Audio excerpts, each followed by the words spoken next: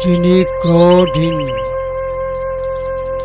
সদাচারী, শিলবান, তৃষ্ণামুক্ত, সংযত এবং কর্তব্যপরায়ণ, যিনি অন্তিম দেহধারী, আমি তাকে সত্যিকারের ব্রাহ্মণ বলি, অরহন্ত বলি। ধম্মপদ 400। তিনি ক্রোধ মুক্ত, সে তার ধর্মীয় দায়িত্ব যত্ন সহকারে পালন করে এবং পালনের ব্যাপারে সচেতন থাকে।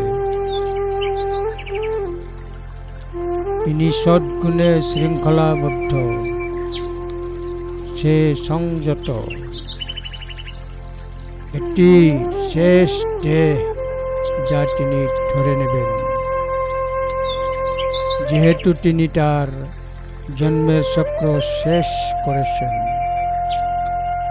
আমি সেই ব্যক্তিকে ব্রাহ্মণ বলি, অরিহন্ত বলি, যিনি ক্রোধহীন এবং কর্তব্যপরায়ণ গুণে পূর্ণ এবং কাম মুক্ত। যিনি নিয়ন্ত্রণে থাকেন, তিনি চূড়ান্ত দেহে উপনীত হন। আমি তাকে ব্রাহ্মণ বলি, অরিহন্ত বলি। এটা সত্য, জন্মসূত্রে কেউ ব্রাহ্মণ হতে পারে না। ধম্মপদ 400। অক্কধনং বটবন্তং শিলবন্তং অনুচ্ছদং দন্তং অন্তিম শারীরং তমহং ব্রহ্মী ব্রাহ্মণং। ধম্মপদ 400।